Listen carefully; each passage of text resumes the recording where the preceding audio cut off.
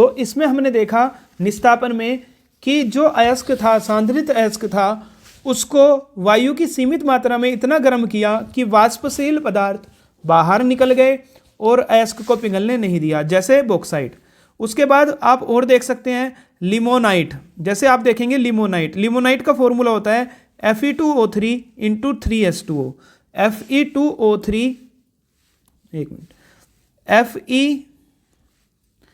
Fe2O3 into 2H2O, 3H2O। ये किसका formula होता है? लिमोनाइट। ये आयरन का एक अयस्क होता है, ठीक है। तो लिमोनाइट को ऑक्सीजन की सीमित मात्रा में गर्म करते हैं तो आयरन ऑक्साइड Fe2O3 और क्या बना? जल बना। यदि अयस्क में कार्बोनेट हो तो वे ऑक्साइड में परिवर्तित हो जाते हैं तथा CO2 निकालते हैं, जैसे चूना पत्थर सीमित मात्रा में गर्म किया, ऑक्साइड में परिवर्तित हो गया, कार्बन डाइऑक्साइड बाहर निकल गई। तो इन सभी एग्जाम्पल में आप देखोगे हमने इसको ऑक्साइड अयस्क में परिवर्तित किया, इसको ऑक्साइड अयस्क में परिवर्तित किया, इसको भी ऑक्साइड अयस्क में परिवर्तित किया।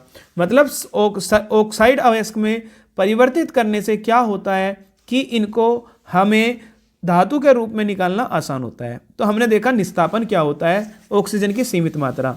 इसमें हम पढ़ेंगे भर्जन। नंबर 2 है भर्जन, ये भी इंपॉर्टेंट है। अंतर पूछता है भर्जन और निस्तापन में। सांद्रित अयस्क को अकेले या अन्य पदार्थों के साथ मिलाकर अधिक वायु की नियंत्रित मात्रा की उपस्थिति में अधिक ताप पर बिना पिघलाए गर्म करने की क्रिया भर्जन कहलाती है। देखो, उसमें आपने जो वायु ली थी उसकी सीमित मात्रा थी, वायु की कैसी मात्रा थी? सीमित। इसमें आपने क्या किया कि जो सांद्रित अयस्क है उसको किसी और पदार्थ के साथ या अकेले मिला दिया और वायु की मात्रा प्रवाहित की, नियंत्रित मात्रा। तो ऐसा करने की प्रक्रिया आपकी कहलाती है भर्जन या रोस्टिंग।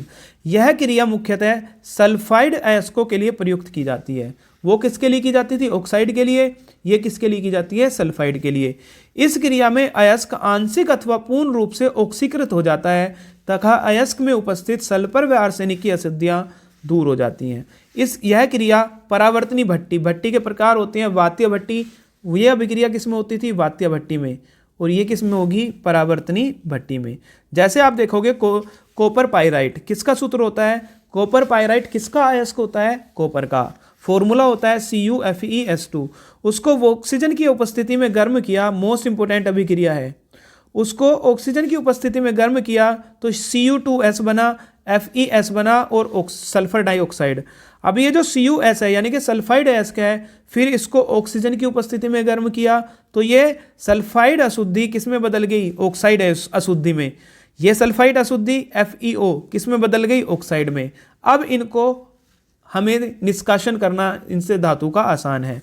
अब आपने देखा यहाँ पर क्या हुआ? अयस्क में उपस्थित सल्फर तथा आर्सेनिक की अशुद्धियां वाष्पशील ऑक्साइडों में परिवर्तित होकर वायु के साथ बाहर निकल जाती है। जैसे सल्फर अशुद्धियां हैं, ऑक्सीजन से अभिक्रिया करी, सल्फर डाइऑक्साइड बन गई, गैस बाहर निकल गई। आर्सेनिक ने ऑक्सीजन से अभिक्रिया की, आर्सेनिक ऑक्साइड बना, ये भी बाहर निकल गया। तो इस तरह से ये अशुद्धि बाहर निकल जाती हैं। तो पहला प्रोसेस था निस्तापन, दूसरा भर्जन, तीसरा प्रोसेस है सांद्रित अयस्क के बाद धातु का निष्कर्षण करने के लिए जिसका नाम है प्रगलन। निस्तापन में वायु की सीमित मात्रा में गर्म करते हैं, भर्जन में हम वायु की अधिक मात्रा में गर्म करते हैं लेकिन पिघलने नहीं दिया जाता दोनों में। तीसरे में प्रगलन स्मेल्टिंग। अयस्क में कोक तथा उच्चित गालक मिलाकर, गालक क्या होता है अभी पढ़ेंगे, कोक क्या है? कार्बन है। तो अयस्क में उसमें हमने अकेले गर्म कर रहे थे या किसी के साथ मिलाकर, लेकिन प्रगलन में हम अयस्क के कोक तथा उच्चित गालक मिलाकर मिश्रण को उच्च ताप तक गर्म करके गलाने की क्रिया प्रगलन कहलाती है। तो इसलिए वहां पर वर्ड आया था, हम गलाते नहीं हैं, गलाने की प्रक्रिया प्रगलन कहलाती है। यह क्रिया किस में होती है? वात्य भट्टी में।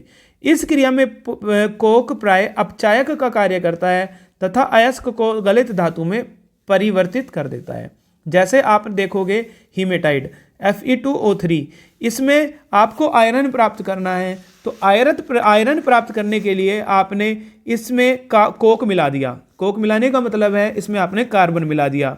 जैसे ही आपने कार्बन मिलाया और चूने का पत्थर गालक की तरह मिलाते हैं तो मिलाने पर आयरन बना और कार्बन मोनोऑक्साइड गैस निकली।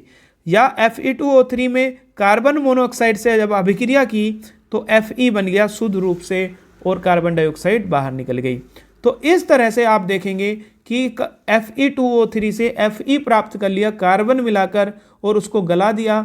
ये प्रक्रिया कहलाती है आपकी क्या? प्रगलन। क्या कहलाती है? प्रगलन। नेक्स्ट टॉपिक है आपका गालक। गालक क्या होते हैं ये हमें समझना है। इंग्लिश में इसको बोलते हैं फ्लेक्स। वे पदार्थ जो अयस्क में उपस्थित अशुद्धियों के साथ उच्च ताप पर क्रिया करके उन्हें सरलता से गलाकर अलग होने वाले पदार्थों के रूप में दूर कर देते हैं, गालक कहलाते हैं। सरलता से गलकर अलग होने वाले पदार्थों को धातुमल कहते हैं। देखो समझो, कुछ ऐसे पदार्थ हैं जो आपने अयस्क में उपस्थित जो अशुद्धियां हैं उनमें उसको मिला दिया, यानी कि अयस्क में ही मिला दिया। आपने कुछ पदार्थ लिए, मान लो एक्स पदार्थ है, क्या है? एक्स पदार्थ। उसको आपने किस में मिला दिया? अयस्क में। किस में मिला दिया? अयस्क में।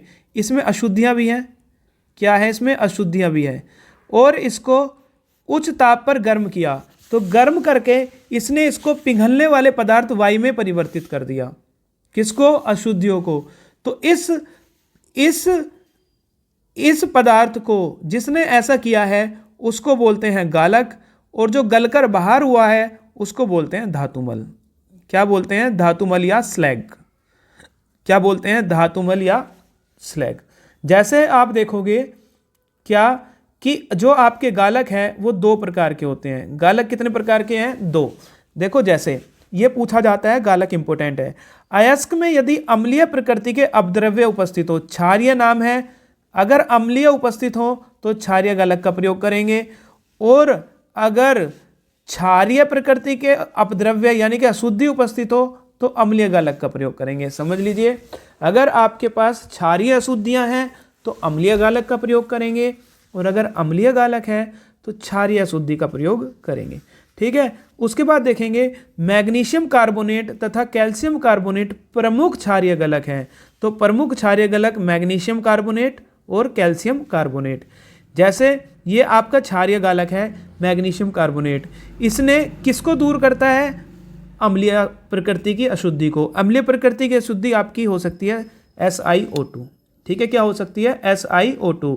जैसे ही सिलिका, SiO2 का नाम सिलिका, इसने MgCO3 से अभिक्रिया की तो मैग्नीशियम सिलिकेट बना और कार्बन डाइऑक्साइड गैस बाहर निकली। इस मैग्नीशियम सिलिकेट को हम धातुमल कहते हैं। क्या बोलते हैं? धातुमल। तो गालक वे पदार्थ होते हैं जो किसी अशुद्धि से अभिक्रिया करके उसको धातुमल के रूप में क्या कर देते हैं? बाहर कर देते हैं। तो यहाँ से MgCO3 आपका क्षारीय गालक है, क्योंकि इसने सल्फर डाइऑक्साइड सिलिका SiO2 से अशुद्धि से अभिक्रिया करके धातुमल के रूप में निकाल दिया। उसी तरह से आप देखेंगे एक क्षारीय गालक है कैल्शियम कार्बोनेट। इसने क्या काम किया? अम्लीय अशुद्धि जैसे सिलिका, इससे अभिक्रिया की और कैल्शियम सिलिकेट बना लिया। क्या बना लिया? Calcium silicate. ये भी आपका धातुमल है और कार्बन डाइऑक्साइड गैस बाहर निकाल दी। उस तरह से आप देखेंगे अम्लीय गालक। अम्लीय गालक अभी मैंने आपको लिखाया था जैसे SiO2 सिलिका। ये कौन सी अशुद्धि से अभिक्रिया करेगा? क्षारीय। और क्षारीय अशुद्धि कौन सी है? FeO या CaO। इनसे अभिक्रिया की FeSiO3 आयरन सिलिकेट बनाया और कैल्शियम सिलिकेट बनाया। ये दोनों भी आपके क्या हैं? धातुमल हैं।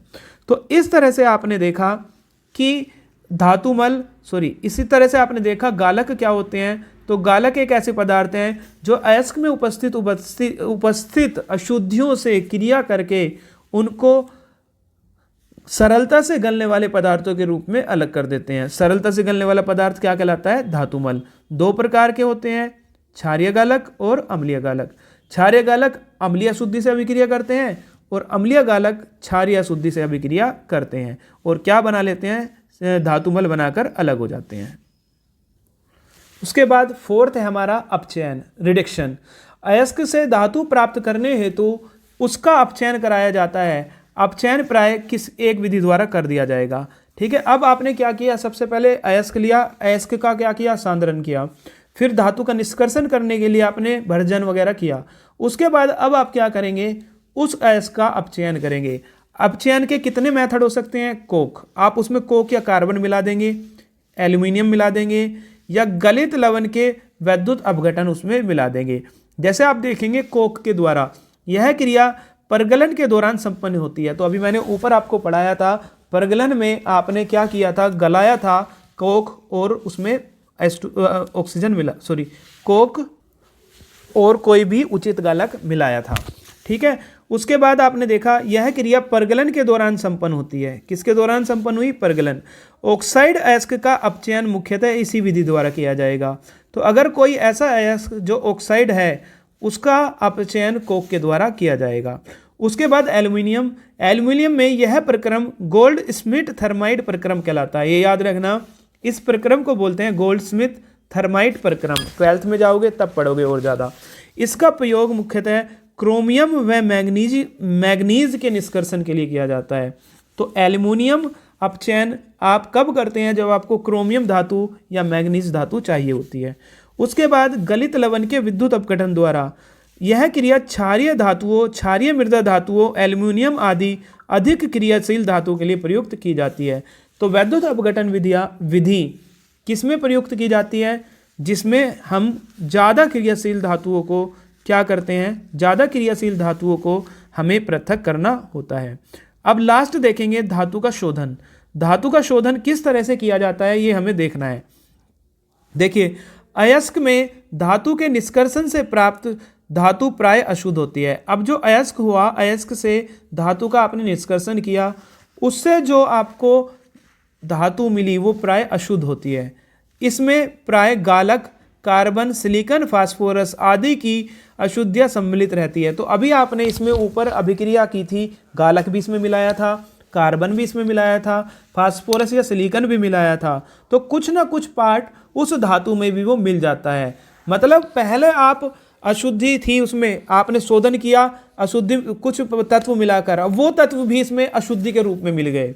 तो किसी भी धातु के शोधन की विधि उसकी प्रकृति एवं उसमें उपस्थित अशुद्धि की प्रकृति पर निर्भर करती है। अतः इस हेतु भिन्न भिन्न प्रकार की विधियां प्रयोग में लाई जाती है, जिसमें एक होती है विद्युत अपघटनी विधि। विद्युत अपघटनी विधि में सबसे शुद्ध धातु प्राप्त होती है। तो इस तरह से ये आपका टॉपिक कंप्लीट होता है। ये चैप्टर भी लगभग कंप्लीट हो गया आपका। इसमें हम क्वेश्चन देख लेंगे थोड़े से, ठीक है, किस किस तरह से क्वेश्चन पूछे जाते हैं, आपको इसके क्वेश्चन पढ़ लेने हैं। ठीक है, तो इस तरह से ये चैप्टर आपका कंप्लीट होता है। आज लगभग 7वीं आपकी क्लास है। इस 7वीं क्लास में ये चैप्टर कंप्लीट हो रहा है। एक दो मैं आपको क्वेश्चन दिखा देता हूँ कि किस तरह से इसके क्वेश्चन पूछे जाते हैं। जैसे कुछ क्वेश्चन मैं आपको दिखा रहा हूँ, यहाँ पर आप देखना। ये क्वेश्चन आपको दिख रहा है, निम्न पदों की परिभाषा दीजिए। किस किस की परिभाषा देनी है? अयस्क की मैं पढ़ा चुका, गैंग की, जंग की, एक्वारेजिया, एनोडीकरण, अमलगम, सब मैं आपको पढ़ा चुका। जिंक ऑक्साइड और सोडियम हाइड्रोक्साइड में अभिक्रिया को रासायनिक, जिंक ऑक्साइड ZnO और NaOH, इसमें अभिक्रिया आपको दिखानी है। ठीक है, उसके बाद आप देखो क्या कि Na2ZnO। उसके बाद खाद्य पदार्थों के डिब्बों पर जिंक की बजाय टीन का लेपन क्यों किया जाता है? अभिक्रियाशीलता की वजह से किया जाता है। 2 मिश्र धातु के नाम लिखिए जिनकी विद्युत चालकता शुद्ध धातुओं से कम होती है। तो ये कुछ क्वेश्चन हैं जो आपको करने हैं। ठीक है, आप कर सकते हो। आप मॉडल लीजिए, मॉडल लेने के बाद आप उसमें देखिए क्या क्या क्वेश्चन आप कर सकते हो, किस किस तरह से क्वेश्चन इसमें पूछे हुए हैं। ठीक है, तो मिलते हैं फिर एक नए चैप्टर के साथ। धन्यवाद, जय हिंद।